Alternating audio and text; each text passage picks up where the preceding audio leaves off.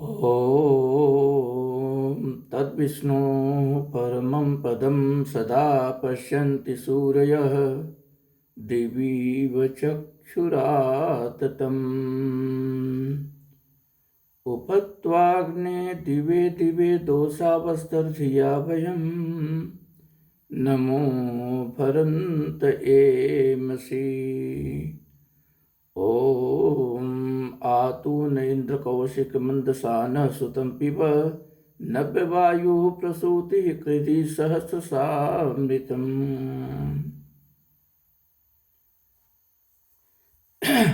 प्रिय जिज्ञासुजनों, आज हम लोग बात करेंगे क्रोध पर।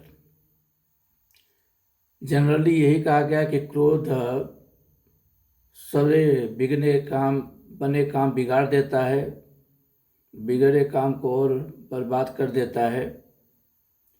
इनफैक्ट काम, क्रोध, मद, लोभ, मोह ये सब सबसे बड़े इंसान के दुश्मन माने गए हैं। कामो मन्युर मदो लोभ शोक मोह भयादय कर्म बंधस जन्मूल स्वीकुर्यात् को नु तद्बुध। ये काम, क्रोध, मद, लोभ, मोह, मत्सर, ये सभी चीजें त्याग देनी चाहिए और इन्हीं के वशीभूत होकर के हम सारे काम बिगाड़ देते हैं। हमारे सबसे बड़े दुश्मन यही हैं। लेकिन इसमें से केवल एक चीज पर हम लोग डिस्कस करेंगे आज, क्रोध पर। हम में से कोई भी ऐसा नहीं होगा जिसको कभी क्रोध न आया हो। क्या आपने कभी शांत चित्त बैठ करके प्रार्थना के बाद, ब्रह्म संध्या के बाद या देव यज्ञ के बाद शांत चित्त बैठ करके कभी कभी सोचा है कि जीवन में आपने कब कब क्रोध किया और क्रोध के वशीभूत होकर के आपने कौन कौन से काम बिगाड़े हैं, या क्रोध के वशीभूत होकर के या क्रोध को अपने वश में करके क्या आपने कोई काम बनाए भी हैं? आज हम लोग इस पर थोड़ा डिटेल में चर्चा करते हैं। ये बहुत इम्पॉर्टेंट है।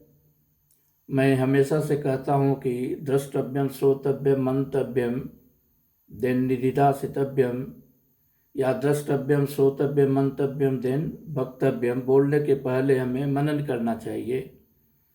आज हम लोग थोड़ा कुछ अच्छे एग्जाम्पल लेकर के इस पर मनन करेंगे।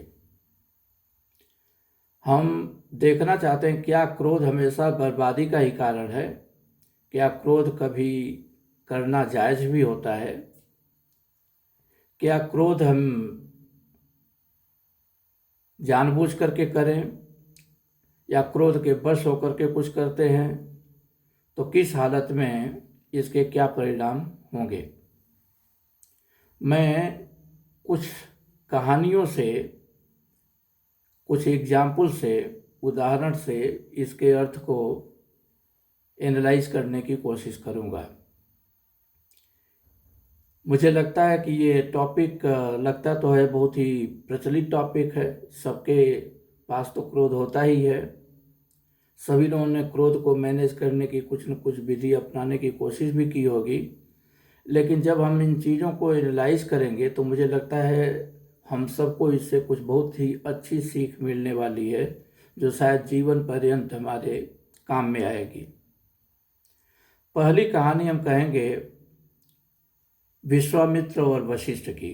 सभी लोग जानते हैं विश्वामित्र पहले क्षत्रिय राजा थे और उन्होंने वशिष्ठ मुनि से बड़ा पंगा ले लिया था।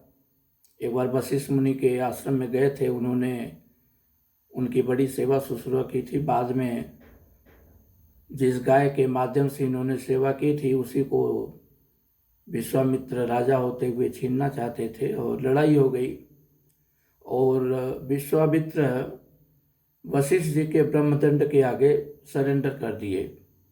दिग्बलम क्षत्रिय बलम ब्रह्म तेजो एकम बलम एकेन ब्रह्मदंडेन सर्वस्त्राणि हतानि में। तो विश्वामित्र आप कहे कि सबसे बड़ा बल क्षत्रिय का बल नहीं हो, ब्रह्म तेज ही सबसे बड़ा बल है, तो अब मैं क्षत्रियता छोड़ करके ब्रह्मर्षि बनूंगा। ब्रह्मर्षि बनने के लिए उन्होंने घोर तपस्या की, बहुत ज्ञान भी अर्जित किया, लेकिन जो क्रोध है उस पर वो विजय नहीं प्राप्त कर सके। परिणाम ये हुआ कि बहुत तपस्या करने के बाद भी वशिष्ठ जी उनको ब्रह्मर्षि की उपाधि देने से मना करते रहे। शायद सभी बड़े बड़े जो ब्रह्मर्षि थे उस जमाने के, उन्होंने ब्रह्मर्षि की उपाधि देने की घोषणा नहीं की, और उसमें सबसे बड़े बाधक विश्वामित्र को वशिष्ठ जी ही लगते थे। तो एक बार वो इतना क्रोध में आ गए कि कहे कि इस वशिष्ठ को अगर मैं मार डालूं तो बाकी जो ऋषि मुनि हैं वो डर के मारे भी हमें ब्रह्मर्षि घोषित कर देंगे। फरसा लेकर के वशिष्ठ मुनि की कुटिया के पीछे जाके रात में छुप गए। चांदनी रात थी और सोचने लगे कि जब ये वशिष्ठ सो जाएगा तो जा करके फरसे से काट दूंगा। वशिष्ठ मुनि अरुंधति से बात कर रहे थे और अरुंधति ने उनसे पूछा कि मुनि बताइए, इस समय सबसे बड़ा तपस्वी कौन है? और इस बात को विश्वामित्र सुन रहे थे। तो वशिष्ठ जी ने कहा कि वास्तव में सबसे बड़ा तपस्वी आज के समय का विश्वामित्र है। तो बोले कि वो तो आपके दुश्मन हैं, जब वो राजा थे तभी भी आपके दुश्मन बने हुए थे, और जब तपस्या कर रहे हैं तभी भी आपको ही अपना दुश्मन मानते हैं, फिर भी आप उनकी प्रशंसा कर रहे हैं। कह रहे हाँ, दुश्मन तो है, उसने दुश्मनी ठान रखी, हमने थोड़ी दुश्मनी ठान रखी है। लेकिन एक बात तो सत्य है कि वो तपस्या में हमसे या किसी से भी बढ़ चढ़ करके है, ज्ञान में भी वो हम सबसे बढ़ चढ़ करके है। चंद्रमा फुल निखार पर था, पूरे निखार पर था आकाश में। चंद्रमा में धब्बे दिखते, उसको देखकर उन्होंने कहा कि देखो, ये चंद्रमा कितना सौम्यता का प्रतीक है, लेकिन इसकी सौम्यता, जो इसमें जो धब्बे लगे हुए हैं, उन धब्बों के नाते ये सौम्यता शून्य पड़ जाती है। ठीक उसी तरह से ये जो विश्वामित्र है, तपस्या में सबसे आगे है, ज्ञान में सबसे आगे है, बहुत सी सिद्धियां उसने हासिल कर ली हैं, लेकिन एक क्रोध का कलंक है जो इसको ब्रह्मर्षि बनने नहीं देता। अगर ये क्रोध को जीत ले तो हम सबसे सबसे अधिक आगे है। इस बात को विश्वामित्र सुन रहे थे, झोपड़ी के पीछे से गए तो थे मारने के लिए, क्रोध में ही थे, लेकिन देखे कि ये हमारा घोर विरोधी मेरी ही प्रशंसा कर रहा है और कह रहा है कि क्रोध का कलंक अगर मैं छोड़ दूं, क्रोध का कलंक अगर हमारे ऊपर से हट जाए तो हम ब्रह्मर्षि बन जाएंगे। तो फरसा फेंक देते हैं, जा करके उनके पैरों पर गिर जाते हैं मुनि वशिष्ठ के और वहीं पर मुनि वशिष्ठ उठा करके बोलते हैं कि उठो ब्रह्मर्षि, और तब से उनको ब्रह्मर्षि की उपाधि मिल गई। क्रोध में सारा काम बिगाड़ने जा रहा था। ये शिक्षा देता है कितने बड़े तपस्वी बन जाओ, कितने बड़े ज्ञानी बन जाओ, लेकिन क्रोध के वशीभूत होकर के सब कुछ बिगाड़ दोगे। क्रोधात भवत् सम्मोह, सम्मोहात स्मृत विभव, स्मृत भंसात बुद्धिनाशो, बुद्धिनाशात प्रणश्यति। क्रोध के बाद सम्मोह होता है, उसके बाद बुद्धि का नाश हो जाता है, और बुद्धि का नाश, बुद्धि तो एक चीज है जो मनुष्य को मनुष्य बनाती है, बाकी तो भोग जो उनके प्राणियों की तरह से मनुष्य भी होता है। तो उस बुद्धि का अगर नाश हो गया तो फिर ये मनुष्य कहाँ है, ये तो किसी और भयंकर जानवर जैसा ही है। तो क्रोध नहीं करना चाहिए। ये क्रोध जो है हमारे सारे तपोबल को, हमारे सारे ज्ञान को, हमारे सारी एजुकेशन को धूमिल कर देता है। तो इससे तो यही शिक्षा मिलती है कि हमें क्रोध नहीं करना चाहिए। लेकिन एक और उदाहरण देने जा रहा हूँ। अब उस सिचुएशन में आप लोग देखिए, ये भी एक बहुत प्रैक्टिकल घटना है। महाराजा रणजीत सिंह को सभी लोग जानते हैं। उनके एक सेनापति थे हरि सिंह नलवा। हरि सिंह नलवा भी बड़ा ही फेमस हुए हैं। तो एक बार जो कुछ हबीबुल्ला की सेना थी, जो महाराजा रणजीत सिंह की राज्य की ओर चढ़ाई कर रही थी, उनको जब इन्फॉर्मेशन मिली कि ये लड़ाई करने के लिए आ रहा है, तो उन्होंने मैसेज भेजा हरि सिंह नलवा को। हरि सिंह नलवा कहीं और गए हुए थे, अफगानिस्तान की ओर। उनको मैसेज दिया कि भाई आ जाओ, क्योंकि हबीबुल्ला की सेना आ रही है और उसे मारकर भगाना है। तो हरि सिंह नलवा वहाँ से चले और उनको लड़ाई के लिए पहुँचना था, जिधर से सेना आ रही थी उधर। बीच में एक गांव पड़ता था, कई गांव पड़ते थे, और उधर काफ़ी पठान रहते थे। ये पठान वास्तव में हबीबुल्ला की ओर से लड़ाई नहीं करते थे, लेकिन उनका उसके प्रति कुछ सॉफ्ट कॉर्नर था। सो हरि सिंह नलवा को वो जाने नहीं देना चाहते थे, उनका मार्ग अवरुद्ध करके बीच में बैठ गए। इन्होंने कहा कि भाई हमसे तुम्हारी कोई दुश्मनी नहीं है, हमें जाने दो, हमें तो लड़ाई में जाना है। तो बोले कि लड़ाई दुश्मनी तो हमारी भी आपसे नहीं है, लेकिन अगर आप जाना चाहते हैं तो हमारी एक शर्त आपको माननी पड़ेगी। पूछे कि तुम्हारी शर्त क्या है? तो बोले कि आपस में हम विचार करके बताएंगे। तो बोले कि रात में बताएंगे। तो इन्होंने, शाम हो गई, इन्होंने कहीं डेरा डाल दिया सेना के साथ। इनके पास कुछ ही सैनिक उस समय थे, असली सेना तो अभी राज्य में पड़ी हुई थी।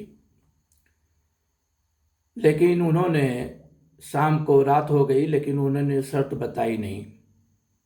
तो अगले दिन इन्होंने उनसे पूछा कि तुम लोगों ने शर्त अपनी बताई नहीं। बोले कि आज विचार कर रहे हैं, आज बताएंगे। आज करके इन्होंने कई दिन लगा दिए और अपनी शर्त नहीं बताई, और उनका रास्ता छेक करके बैठे हुए थे। कुछ ही लोग सैनिकों में कुछ ही थे, और लड़ाई तो करना नहीं चाहते थे। लड़ाई तो उनको बाहरी दुश्मनों से करनी थी,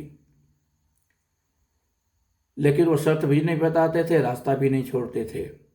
उसी बीच एक दिन जोर की बारिश होने लगी, और बारिश जब समाप्त हुई तो कहीं से आसपास से टप टप की बड़ी आवाज़ आने लगी।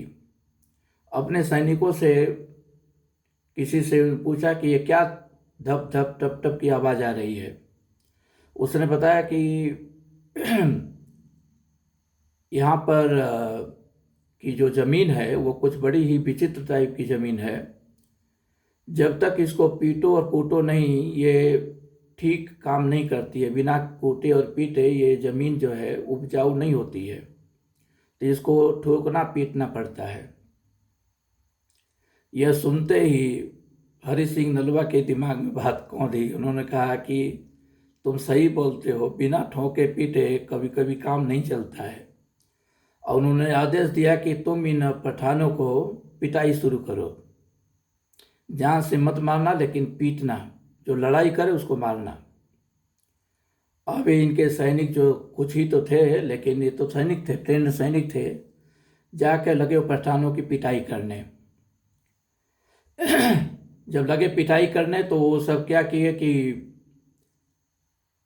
बचने के लिए, मार से बचने के लिए औरतों के वो सलवार सूट पहन लेते थे, क्योंकि हरि सिंह नलवा के सिपाही जो हैं औरतों पर आक्रमण नहीं करते थे। उनको इंस्ट्रक्शन दिया गया था कि औरतों को नहीं मारना। तो सभी जो है वो औरतों के सलवार सूट पहन पहन करके लगे छुप छुप करके घूमने। तभी से पठानी सूट का प्रचलन हुआ। आज इसको पठानी सूट कहते हैं। वास्तव में ये मारे डर के वो पठान पहने थे, औरतों का ड्रेस था वहाँ का। और उसके बाद वो सब इकट्ठा होकर के बोले कि आपको कोई नहीं रोक रहा है, आप लड़ाई पर जाइए, रास्ता छोड़ दिए। अब आपको ध्यान देना है कि क्या इस जगह पर शांति काम कर रही थी या शांति काम कर सकती थी? बड़ी सोचने वाली बात है। बिना ठोकाई पिटाई के, बिना क्रोध किए ठोकाई पिटाई तो होती नहीं है। तो बिना ठोकाई पिटाई के यहाँ पर काम नहीं होने वाला था। इस ढंग के कुछ एग्जाम्पल हमारे रामायण महाभारत की स्टोरियों में भी हैं। वो भी यही बताते हैं कि बिना ठोकाई पिटाई कभी कभी काम नहीं चलता है।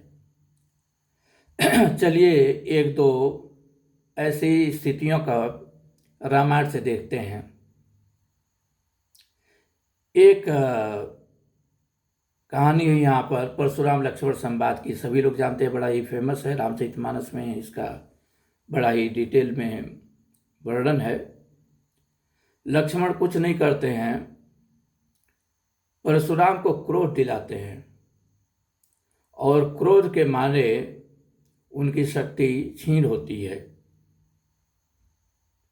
जितना बार परशुराम हंस करके मुस्कुरा करके कुछ जवाब देते हैं तो उनकी हर मुस्कुराहट पर परशुराम का क्रोध और बढ़ता जाता था। सारी चीज़ों को नहीं यहाँ पर, लेकिन एक दो लाइनें वहाँ से कोट भी करूँगा। कहते हैं कि मात पिते जन सोच बस करस महीश किशोर, गर्भन के अर्भक दलन परुष मोर अति घोर। वो अपनी वीरता की, अपने परशु की वीरता की, उसकी कठोरता की वर्णन करके डराना चाहते थे लक्ष्मण को, और लक्ष्मण डरने के बजाय बड़े ढीठ होकर के कुछ न कुछ जवाब दे देते थे, और जो भी जवाब देते थे मुस्कुरा कर देते थे। लक्ष्मण जी यहाँ पर कभी क्रोध नहीं किए। लक्ष्मण को मानते हैं कि बड़े क्रोधी नेचर के थे, लेकिन यहाँ पर कभी क्रोध नहीं किए। हंस हंस करके परशुराम को क्रोध दिला करके उनके शक्ति को छीन किए। इसी में लक्ष्मण कहते भी हैं, लखन कहे हंस सुनो मुनि, क्रोध पाप कर मूल, जय बस जन अनुचित करहीं, चरहीं विश्व प्रतिकूल। हे मुनि, क्रोध जो है पाप का मूल है, और यही हमारे टॉपिक है आज के डिस्कशन का, क्रोध पाप का मूल है। लेकिन क्या हमेशा क्रोध पाप का मूल है? यहाँ पर तो बता रहे हैं क्रोध का पाप का मूल है परशुराम को, लेकिन खुद हंस रहे हैं, और क्रोध को, परशुराम के क्रोध को उन्होंने हथियार बना लिया।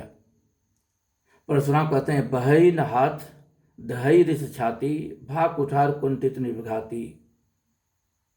मतलब हाथ इसके ऊपर उठता नहीं है, हाथ उठता नहीं है और हृदय में जलन हो रही है। तो परशुराम को क्रोध दिला करके लक्ष्मण उनके बल को छीन कर रहे हैं। यहाँ पर क्रोध जो है लक्ष्मण के लिए हथियार बन गया, लेकिन परशुराम के लिए अभिशाप बन गया। परशुराम का सारा अभिमान इस क्रोध में चकनाचूर हो गया। तो इसका मतलब है कि यहाँ पर क्रोध परशुराम को नहीं करना चाहिए था, बड़े शांति से काम लेना चाहिए था। लेकिन बहुत से ऐसे ओकेजन भी पड़ते हैं जहाँ पर क्रोध करना जायज होता है। हरि सिंह नलवा की कहानी हमने कही, बिना उसके ये पठान मानने वाले नहीं थे, वो केवल उनको डीले कर रहे थे, इसी बहाने वो जाने नहीं देना चाहते थे और रास्ता छेंक करके बैठे हुए थे। जब पिटाई होने लगी तो सब सलवार सूट पहन करके भागने लगे।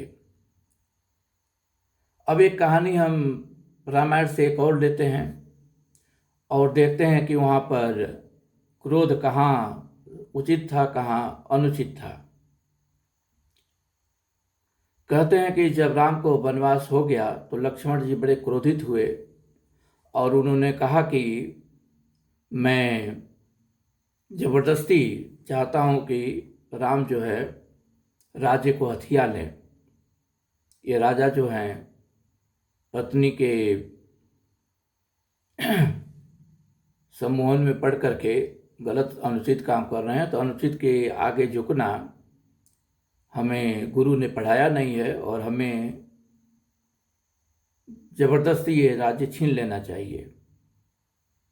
यहाँ तक कि राज्य के लोग भी इसके अनुकूल थे। यहीं पर एक बहुत अच्छी शिक्षा मिलती है। राम ने राज्य को पाने की हर संभव परिस्थितियां होते हुए भी उन्होंने नीति का सहारा लिया। उन्होंने बहुमत का सहारा नहीं लिया। बहुमत का सहारा लेते सारी प्रजा उनके पक्ष में थी, लक्ष्मण उनके पक्ष में थे, लेकिन उन्होंने बहुमत नहीं बल्कि नीति का सहारा लिया।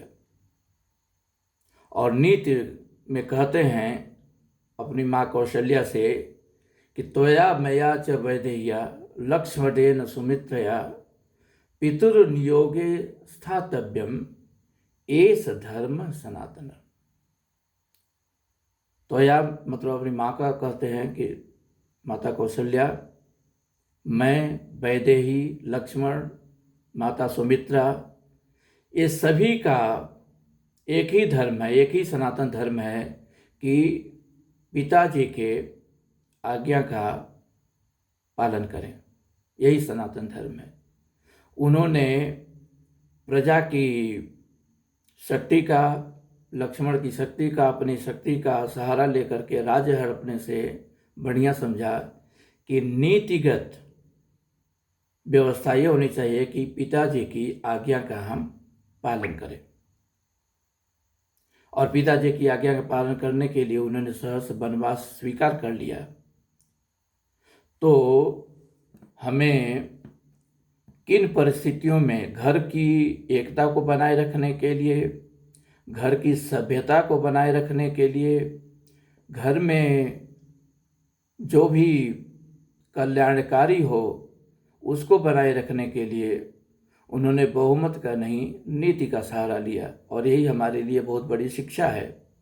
आजकल केवल बहुमत से गवर्नमेंट बनती है, लेकिन बहुत बार ऐसा देखा गया है कि बहुमत सही नहीं होती है और नीतिगत डिसीजन बहुमत नहीं करता है। नीतिगत डिसीजन शास्त्रों के आधार पर होते हैं।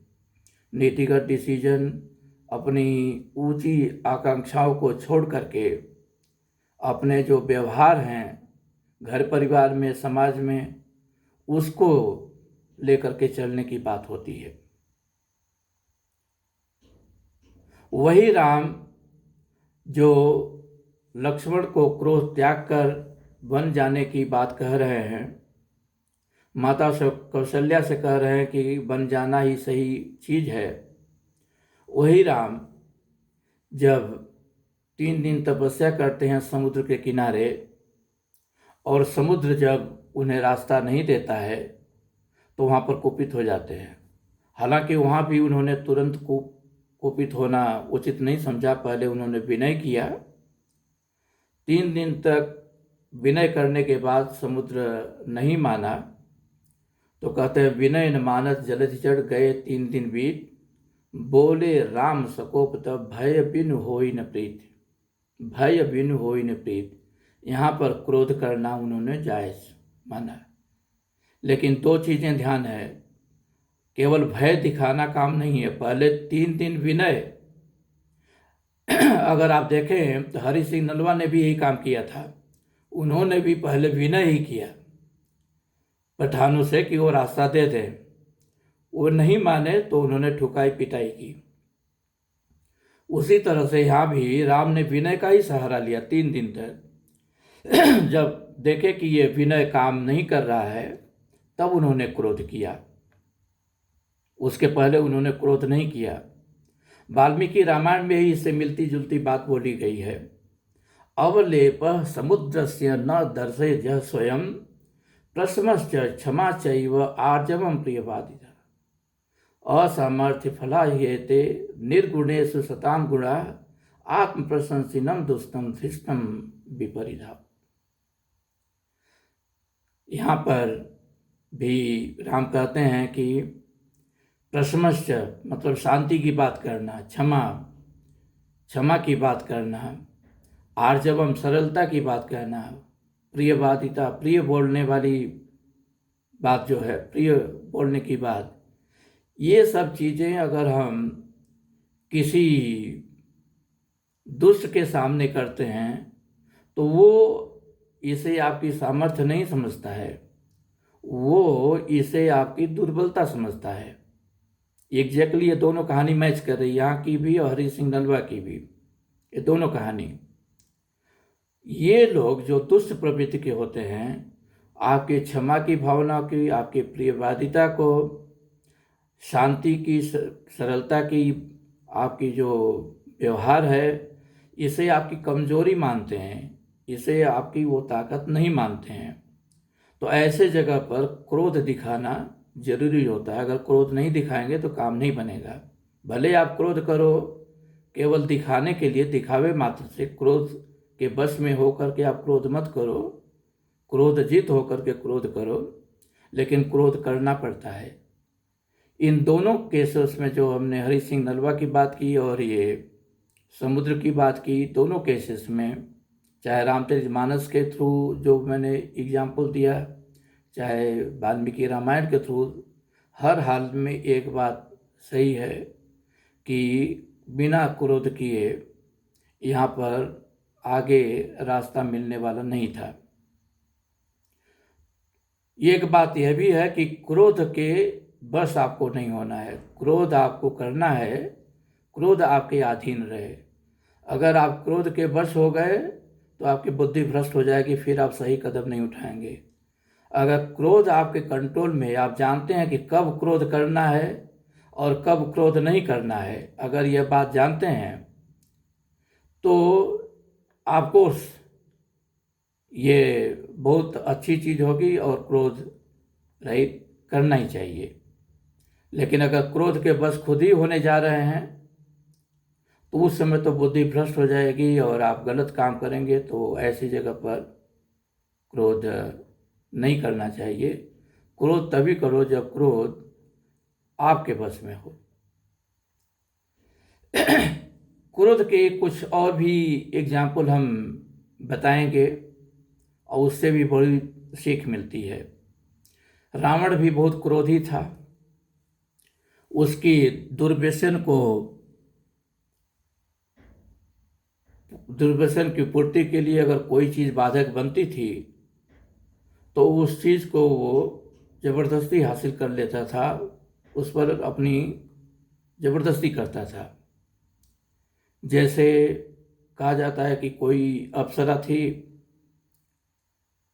और यहाँ तक कि उनके अप्सरा की बात नहीं, अपने भाई भी उनके थे कुबेर, जिनकी पत्नी के साथ उसने बलात्कार किया था, क्योंकि उससे बोले और वो उनका बात नहीं मानी तो उसने क्रोध में भर करके उसके साथ बलात्कार किया। तो क्रोध में उसने जब जब क्रोध किया उसने अपना कुछ न कुछ बर्बादी ढूंढ ली। वो गया था सबसे पहले मारीच के पास कि मारीच स्वर्ण मृग बन करके जाए, राम लक्ष्मण को दूर ले जाए ताकि वो सीता का अपहरण कर सके। मारीच ने उनको बहुत समझाया। मारीच जो है राम के बाण की शक्ति पहले ही चख चुका था। विश्वामित्र के यज्ञ की रक्षा में जब गए थे तो वहाँ पर मारीच जा करके यज्ञ में विघ्न डालता था। उसको उन्होंने बिना फर के बाण मारा था और समुद्र के किनारे जाके गिरा था और तभी समझ गया था राम कोई सामान्य पुरुष नहीं है। तो उसने बहुत समझाने की कोशिश किया और रावण को बोला कि ये सीता रूपी ज्वाला को हाथ न लगाएं, उसके कुल का समूल नाश हो जाएगा। लेकिन रावण क्रोधित होकर के बोला कि इससे पहले कि सीता का कुछ बिगड़े, राम का कुछ बिगड़े, तुम्हारा कुछ जरूर बिगड़ जाएगा। और जब वो देखा कि रावण क्रोध में है, किसी भी तरीके से उसको मार ही डालेगा, तो फाइनली उसकी बात को मान करके वो गया। लेकिन रावण के इस क्रोध का जो लॉन्ग टर्म परिणाम हुआ वो सभी लोग जानते हैं। उसी तरह से बाद में भाई विभीषण ने भी दरबार में सभी दरबारियों ने उकसाया रावण को सीता का अपहरण करने के लिए, और अपहरण हो गई तो उसके पर बलात्कार करने के लिए। यह भी बात आती है वाल्मीकि रामायण में कि उसके कुछ मंत्री थे, उन्होंने कहा जबरदस्ती उसका बलात्कार कर दो सीता का। और उसने बताया कि कुबेर से जो उसको श्राप मिला था उसके नाते वो ये काम नहीं कर सकता है, नहीं किया। लेकिन विभीषण एक ऐसे थे कि उन्होंने कहा, इसका कभी अनीति का समर्थन नहीं किया, कहा ये अनीति की बात है, नीति की बात यही है कि आपने जो गलत किया उसका सुधार करो और सीता को ससम्मान राम के पास लौटा दो, अन्यथा अपने कुल का, जाति का, देश का समूल नाश हो जाएगा। रावण यहाँ भी क्रोध करके भगा देता है अपने भाई को, विभीषण को,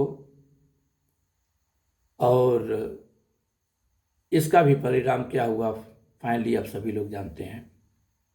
वो कहते हैं कि जब फाइनली लात मार के भगा दिया तो विभीषण के बारे में लिखा है, गोस्वामी तुलसीदास ने लिखा है, अस कहीं चला विभीषण जब ही आयुहीन भय तब सब ही।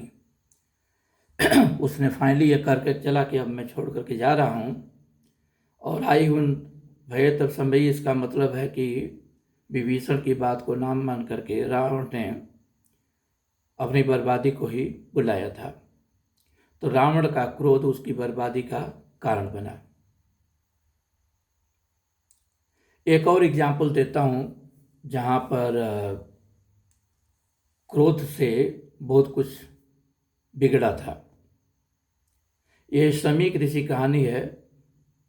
ये कहानी महाभारत और भागवतम में आई हुई है। शमीक ऋषि एक बार ध्यान में मग्न थे। उनका लड़का था श्रृंगी ऋषि, यंग लड़का था, तपस्वी था, लेकिन वो कहीं खेलने गया हुआ था।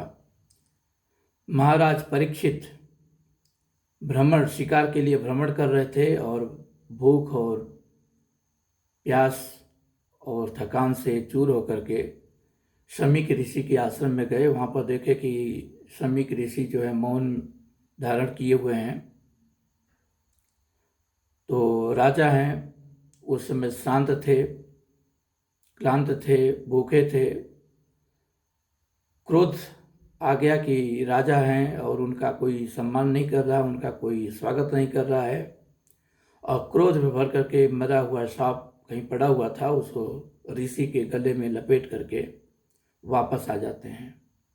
जब घर आ जाते हैं, शांत होते हैं, तो उनको ध्यान में आता है कि उन्होंने बहुत बड़ी गलती की है, और अपने दरबारियों को सबको बुला करके बताते भी हैं कि हमसे बहुत बड़ी गलती हो गई है, हम थके हुए थे, ऋषि जो है तपस्या में थे, और हमने ये अनाचार करके हम आ गए। यह वो सोच ही रहे थे कि हमें जाकर के फिर से उधर क्षमा याचना करनी चाहिए। इसी बीच कहानी कुछ और बदल जाती है। उनके जाने के बाद शमीक ऋषि का लड़का कहीं खेलने गया था, उधर से लौट करके आता है और देखता है कि पिता के गले में सर्प, मरा हुआ सर्प किसी ने डाल दिया है, और वो क्रोध में भर करके श्राप दे देता है कि जिसने भी ये किया है उसका 7वें दिन सर्प के काटने से मृत्यु हो जाएगी। तपस्वी ब्राह्मण था, उसका वचन दूसरा नहीं हो सकता था। जब ध्यान से उठे शमीक ऋषि, तो उसने जो कुछ भी श्राप दिया था उसके बारे में कह सुनाया। उन्हें ध्यान लगा कर देखा तो उनको समझ में आ गया कि तो राजा ही थे। उन्होंने उसको बहुत डांटा। उन्होंने बोला कि तुम्हें गुस्सा, क्रोध नहीं करना चाहिए था, क्योंकि वो थके मादे यहाँ पर आए थे, भूखे प्यासे थे। आइडली उस अवस्था में वो हमारे राजा हैं, हमारी रक्षा करते हैं। एक बार कोई बड़ा व्यक्ति हमारा, जो हमारा रक्षक है, एक बार हमारे ऊपर कभी गुस्सा भी करता है, तो हमें उसको ऐसे श्राप नहीं देना चाहिए, क्योंकि ऐसे जगह पर कोई भी स्वाभाविक ढंग से क्रोध कर सकता है, और हम तो ऋषि मुनि हैं, हमें क्षमा करना चाहिए था। लेकिन अब तो ये बात ऋषि पुत्र के मुंह से निकल चुकी थी। तो उन्होंने किसी को से मैसेज भेजा महाराज परीक्षित के पास कि ऐसे ऐसे श्राप दिया गया है और आप जो है बचेंगे नहीं, इस बीच में अपनी मुक्ति का जो भी उपाय है आप कर लो। और वही उन्होंने भागवत कथा सुनी थी, जिसको व्यासदेव ने लिखी थी और उनके पुत्र सुखदेव गोस्वामी ने सुनाई थी, और 7वें दिन वो तक्षक के काटने से उनकी मृत्यु हो गई थी। शमीक ऋषि यहाँ पर अपने पुत्र को ज्ञान देते हुए कहते हैं कि तिरस्कृता विप्रलब्धा शब्दा चिप्ता हता भी नास्य तत् प्रतिकुर्वन्ति तद्भक्ता प्रभो अभी। कहते हैं कि जो लोग हमारे रक्षक हैं, जो लोग हमारे परिवार के हैं, जो हमारे सहायक हैं, अगर कभी वो तिरस्कार भी हमारा करते हैं, हमारी शिकायत भी करते हैं, हमें शापित भी करते हैं या इवन मार भी देते हैं, तभी भी उनके लिए हमें अपशब्द नहीं कहने चाहिए, उनके विपरीत कर्म नहीं करने चाहिए। प्रतिकुर्वन्ति, उनके अगेंस्ट में कोई काम हमें नहीं करना चाहिए। लेकिन किसके प्रति ये कह रहे हैं? कहाँ पर राम ने कहा था माता कौशल्या से कि तुम्हें लक्ष्मण सीता सभी को हमारे पिता की आज्ञा का पालन करना ही सनातन धर्म है। उसी तरीके से यहाँ भी राजा हमारे रक्षक हैं। एक बार अगर उन्होंने क्रोध किया, कुछ भी किया, तभी भी हमें उन्हें शापित न करके उनसे बदले की भावना में पड़ करके हमें कुछ नहीं करना चाहिए, अपने क्रोध को जीतना चाहिए। तो ये एग्जाम्पल है जहाँ पर क्रोधजित होना बड़ा ही अच्छी चीज़ है। क्रोधजित होने की एक और कहानी बताता हूँ। सभी लोगों ने सुकरात का नाम सुना है। सोक्रेटिस जनरली कहते हैं सुकरात एक बहुत बड़ा फिलासफर हुआ है। सुकरात को वास्तव में जहर दे करके मार डाला गया था, क्योंकि वो जो कुछ भी करता था उस समय की सामाजिक परिवेश में उसको गलत माना जाता था, जबकि वो सामाजिक परिवेश जो बिगड़ा था उसे सुधारने की बात किया करता था। सुकरात का कहा जाता है कि वो बड़ा ही क्षमाशील व्यक्ति था, सहनशील व्यक्ति था। उसकी धर्मपत्नी उतना ही एक कठोर वचन बोलने वाली कर्कश पत्नी थी। वैसे तो ये सब चीज़ें जोक में बोला जाता है और शायद कुछ हद तक सही भी हो। किसी भी औरत के लिए अगर दुनिया में सबसे बड़ा बेवकूफ़ कोई आदमी है तो उसका पति ही होता है। ऐसा जनरली जोक में लोग बोलते हैं, और ऐसा देखा भी जाता है कि पत्नियां अपने पति से बहुत ही ऐसी इच्छा रखती हैं और बहुत बार कभी कभी उसको शिक्षा भी देती रहती हैं कि तुम्हें ऐसा करना चाहिए, वैसा करना चाहिए। अगर वो जानते भी हैं कि हमारे पति हमसे ज़्यादा विचारवान हैं, शीलवान हैं, ज़्यादा सोच सकते हैं, तभी भी वो ये सोचती है कि ये सामाजिक तौर पर ये आदमी निकम्मा है, घरेलू तौर पर निकम्मा है, ये सब आदर्श की बातें करता होगा, वो कहीं प्रैक्टिकल लाइफ में सही नहीं है। और वो बार बार उसको चाहे शिक्षा देती हैं, चाहे बोलती हैं और एहसास दिलाती हैं कि तुम सब व्यावहारिक व्यक्ति नहीं हो, गलत हो। तो ऐसे तो ये बहुत फेमस है कि किसी औरत के लिए उसका पति सबसे बेवकूफ़ इंसान होता है और उसका भाई सबसे बड़ा दया का पात्र होता है। कितना सही है, कितना गलत है, सभी लोग विचार करना। ये तो जोक में है, कुछ सत्यता भी होगी इसके पीछे। लेकिन दो कहानियाँ मैं प्रैक्टिकली जानता हूँ। एक कहानी रियली जो हुई है हमारे गांव की ओर, उसकी भी बताऊंगा, और एक कहानी अभी सुकरात की बता रहा हूँ। कहते उसकी पत्नी बड़ी ही कर्कश थी उसको लगता था कि ये सुकरात जो भी हम बार बार पढ़ता लिखता कुछ रहता है वो समय बर्बाद कर रहा है। वो तो सुकरात के काफ़ी समय बाद या सुकरात के बड़े होने के बाद लोगों ने समझा ना कि ये बहुत बड़ा आदमी था और जो कुछ भी लिखता था पढ़ता था वो बड़ा था। लेकिन शुरू शुरू में वो पढ़ता था तो उसको वो सोचती थी कि समय बर्बाद कर रहा है, काम करने की जगह ये पढ़ता है, काम करने की जगह पर बेकार की चीज़ें पढ़ाता है, लोगों को भरमाता है। तो उसको तो उस समय उसकी श्रेष्ठता का ज्ञान नहीं था। सो इसी तरह से एक बार सुकरात कुछ पढ़ रहे थे और वो चाहती थी उनसे कुछ और काम कराना, ये उठे नहीं। उसको बहुत ही गुस्सा है, इतना गुस्सा हुआ कि कहीं पर वो कचरा पड़ा हुआ था, वो कचरा ले करके इनके सर के ऊपर फेंक दी। इनकी जो है उसके बाद ध्यान आया कि उसने तो कुछ कहा था करने के लिए, वो किए नहीं थे। लेकिन एक सामान्य व्यक्ति इस पर क्रोध करता है, यहाँ तक कि जो ये कर रहे थे वहाँ पर इनके कुछ शिष्य भी थे, उनको भी बड़ा उनकी पत्नी पर क्रोध आया। लेकिन सुकरात बोले कि आज तक तो हमने यही सुना था कि जो गरजता है वो बरसता नहीं है। आज पता चला कि नहीं, जो गरजते हैं वो बरसते भी हैं। अब बारिश हुई थी कचरे की। तो कहते हैं कि इस ढंग की अनेक कहानियां हैं, सही है या गलत हैं, लेकिन शिक्षाप्रद तो है ही है। ऐसा हमारे जीवन में अक्सर होता रहता है। प्रैक्टिकली हमारे समझ से इस ढंग की चीज़ें होती रहती हैं। हमारे बड़े भाई है, एक बार कहते थे, वो कहीं स्कूल में जब पढ़ते थे, बचपन की घटना है, उनके यहाँ एक पंडित जी थे, पढ़ाते थे। पंडित जी तो जात से पंडित जी थे ही, उस स्वभाव से भी रियली असली पंडित जी थे। और उनकी पत्नी जो है वैसा ही कर्कश थी। तो कहते हैं कि एक बार इतना गुस्सा की किसी बात पर कि गन्ना पड़ा हुआ था, गांव की बात है, गन्ना पड़ा हुआ था, ले जा करके उनके पीठ पर दे मारी और गन्ना टूट गया। और वो पीछे मुड़ करके बोले कि लो भाग्यवान, अब तुम्हें गन्ना फिर से तोड़ना नहीं पड़ेगा, तुम्हारा दोनों काम हो गया। तो इस ढंग के ह्यूमर शायद ही कुछ लोग रियल लाइफ में यूज करते हों, लेकिन यह सहनशीलता की पराकाष्ठा है।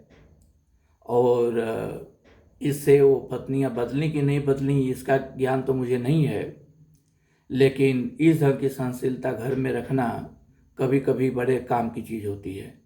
क्योंकि अगर पत्नी ने गुस्सा किया किसी बात पर, वो नहीं जानती होगी कि आप जो कर रहे हो वो बड़ा इम्पॉर्टेंट है, वो आप समझ रहे हो, उसके हिसाब से तो बेकार का काम है, क्योंकि उससे कोई कमाई हो नहीं रही है। तो हो सकता है कि वो प्रैक्टिकल ढंग से सोचती हो और आप उसके क्रोध का पात्र बन गए हों। लेकिन अगर आप भी वापस हिट बैक करते हैं, क्रोध करते हैं, तो सारा माहौल खराब ही होगा। तो अच्छा ही होगा कि आप कम से कम क्रोध मत करो। यही सोच कर क्रोध मत करो कि आप जो कर रहे हो उसकी क्या विशेषता है, वो तो केवल आप जानते हो, वो थोड़े जानती है। तो जब वो नहीं जानती है कि आप क्या कर रहे हो, उसका ज्ञान नहीं है, तो अज्ञानता में उसने जो कुछ किया उसके लिए उसको क्यों दंडित करें। जो काम कोई अज्ञानता में करता है, एक बच्चा कुछ गलत काम कर देता है तो बच्चे पर कोई क्रोध थोड़े करता है।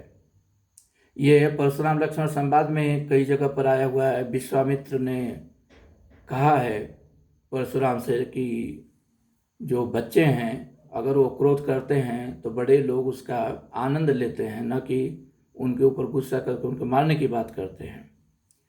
तो यहाँ पर पत्नी आपकी भले बड़ी हो, लेकिन वो आपके जो कर्म है सर्वथा उससे वो अनभिज्ञ है।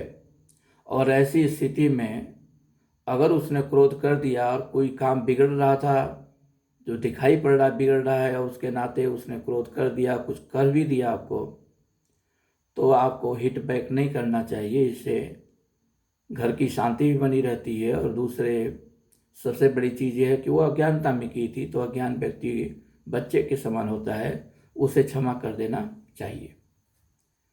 कुछ ऐसे भी अकेजन आते हैं जहाँ पर हम क्रोध को अपनी शक्ति बना लेते हैं।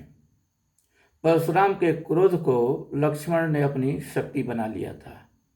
ऐसा ही एक उदाहरण और मैं दूंगा, बड़ा ही सुंदर उदाहरण है महात्मा गांधी का। महात्मा गांधी साउथ अफ्रीका में गए थे, और सभी लोग जानते हैं कि वहाँ पर तो गए थे वो अपने एक इंडियन क्लाइंट की पैरवी करने के लिए किसी कोर्ट केस में, और उसने उनके लिए फर्स्ट क्लास का ट्रेन का टिकट